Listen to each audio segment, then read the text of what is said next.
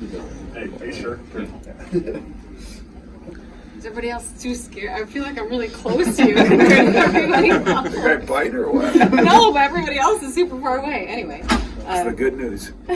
Well, how was shoot around? It was a little windy.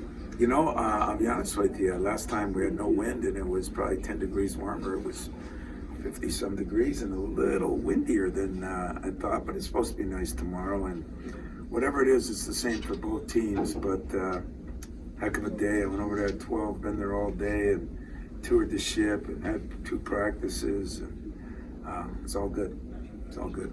How do you think the players reacted to being able to be in that environment, see everything? Well, they loved every bit of it when they started shooting the ball, and it was going like, be honest with you, it looked like you shooting the ball. So, I mean, it was, that was a little different. Then we warmed up to it, and I think they just realized, you know, you got to shoot maybe a foot to the left, and then it goes in on the right. But it was uncharacteristically a little windy, and yet when there's nobody in there, it's different too. Like when there's people in there, it's a little warmer, it's a little bowlier, and it's a little less windy, to be honest with you. If it's windy tomorrow, I mean, do you adjust tactics at all? Do you tell them to go to the hoop more or something like that? Well, yeah, I guess we will. You know, it'd be like if it's raining and you got no running game, what are you going to do? You know, you're going to say, well, let's run the ball today.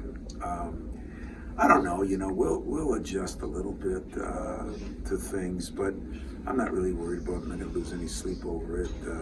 We're ready to play, and, you know, I think we've been very good defensively so far in the couple games we've played, and we're going to need that tomorrow because I don't think it'll be an offensive output, you know, just because the situation. But at the same time, when you get there, you're going to absolutely love it. I know some of the ESPN guys were there, and they had never been on the ship. And I think the ship was 600 and some yards or something. It was just ridiculous, you know. You could, I think there's like 80 jet fighters that I can fit on there up and down. You know, I got all the stats, so if anybody needs. The only thing I didn't do was fly that Blue Angel that's there, so had no interest. They actually talked about you and I maybe taking a little spin, but I said I'll take a spin driving the boat, not the jet. You mentioned stepping on or being on the aircraft carrier, you know, back in 2011, but I imagine it still felt kind of cool, kind of new stepping on this one this time. Yeah.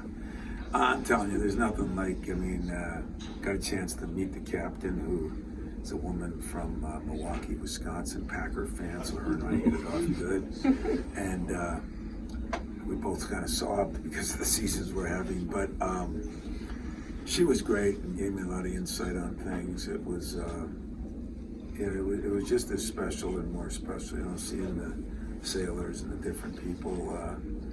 But she agreed with Mark Few and I, you know, the greatest team in the world is our military. So we're both fighting for second place. It sounds like you're still kind of learning a few things during this experience. I am.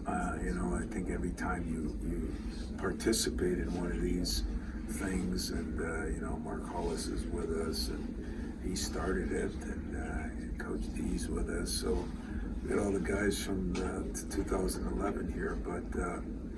It's an experience. I mean, it's just hard to explain, and you get to play and kind of share with the people that do so much for you. You're going to be amazed when you get there. Is these people, these soldiers, these sailors, these men and women that protect us. You know, they're going to be so thankful that you were there. They're going to be so thankful that we're there, and then probably 5 days later they're going off to sea for 7 months. You know, like. Get real, you know, like our guys are worried about what they eat, and how they're treated, and you know, there's just kind of a warm and fuzzy feeling of reality that I appreciate a lot. What was their kind of reaction to walking on? You know, we weren't able to see that, but I'm sure some eyes were a That's little a shame. bigger. Yeah, you know, I wish you guys could have, because I think that's the fun, you know. But we got so many things going. We're off to another dinner now, but. The players were like, wow, you know, it was a wow factor. We were underneath, and I think tomorrow we're going to take the elevator that they take the planes up on, and it's just a monstrous thing. And I think you just get caught, like looking around and realizing. First thing they asked is, "How does this thing float?" And I said, Yeah. the same way our planes fly. I don't know either one. In the UP, I didn't learn either one of those things. Still confused, in fact. But it's just the experience, man. I'm so grateful that I got a chance to do this once, and now I got a chance to do it twice. And I'd sure like to come back with a victory, though. But I'm looking forward to it. Any of the troops that you met from Michigan or mid-Michigan? I did meet. I met a guy from Hazlitt who's on the ship. Who's actually, I think, mother was the principal one of Stephen's schools, and so that was cool. And I'll meet a lot more tomorrow. I mean, they kept it closed off to everybody, including you guys, but really including to a lot of them. So I didn't get to see as many people. Normally, the warm-up tomorrow and stuff is when I get to see people. People come up, yeah, I'm from Michigan, I'm from here, I'm from there. We had a lot of people that I did meet today that were on the Carl Vincent last time we played there. I guess I don't realize that they're all one team. If one of your players doesn't box out tomorrow, do you tell him take a lap of the ship? I think I'll just throw them off the ship. It's not 10, 15 stories down. What the hell? But I tried to tell Alan Heller today that we should play a football game on this thing. Because I think you could. That would be kind of cool. Why you play two? Yeah. Really? Why not? Let's do it. Jaden come through the other night okay? Yeah, Jaden is fine. I mean, he's now he's got to get not only his sea legs but just his feel back. Almost 9 weeks off. Yeah. But I was pleased. He missed some shots, but he played hard as hell, and his energy really helps us. And also getting him in the rotation is going to help us. So yeah, I'm excited to have Jaden back, and we're actually very good. I mean, everybody's healthy, everybody's happy, except me. Everybody else is good, and we're ready to play. Yeah. I apologize, Tom. Just, I know you always talk about being a memory maker. How do you try to balance that, and then sort of when is the time to push the button and say like it's time to focus on ball? And do you worry about that with this team? Yeah, the button got pushed this summer. To be honest with you, he got pushed this summer when the schedule came out and we knew what we were going to play every day. I said, you're preparing to play against the best, and that's what the whole summer and fall has been about. Not looking forward or looking ahead to anything, just the realization. This is who we're playing. This is what you better learn how to come every day ready to play. So, we did some things today.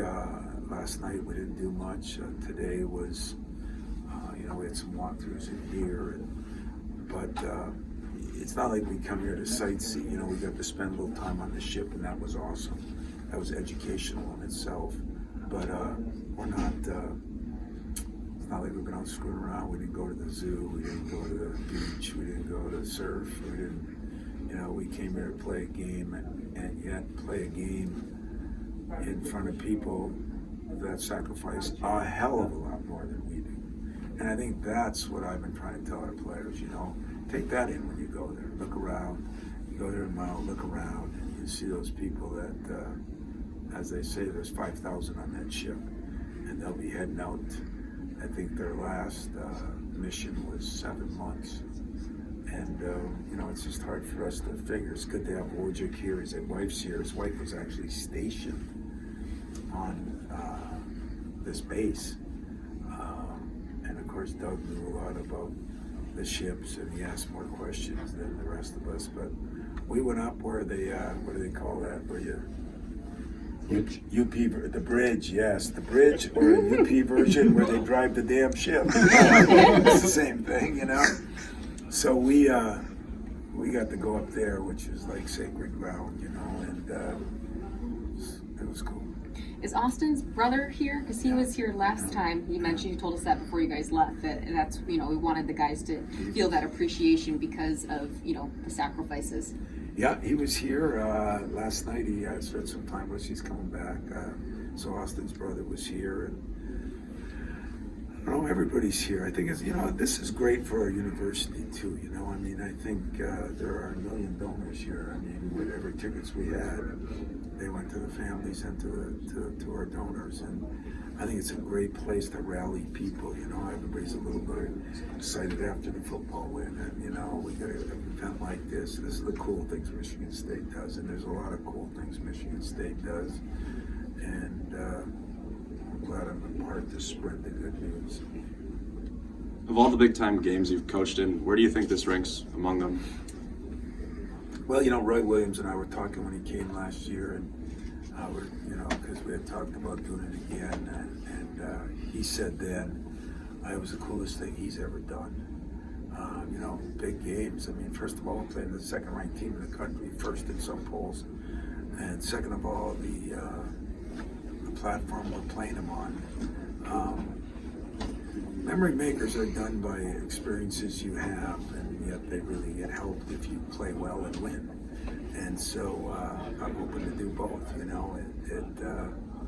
all these guys in suits, man, I swear to God, I get nervous with all these military guys here, all these stars and that, and I just sit here with my UP garb on. But it's a big game. It's a big game, and it's an important game for us because they're going to come fast and furious. Now, we have to get an idea of where we are, what our strengths are, what our weaknesses are, and there'll be no excuses if it's windy, if it rains, if it snows. It's the anybody, any place, anywhere syndrome.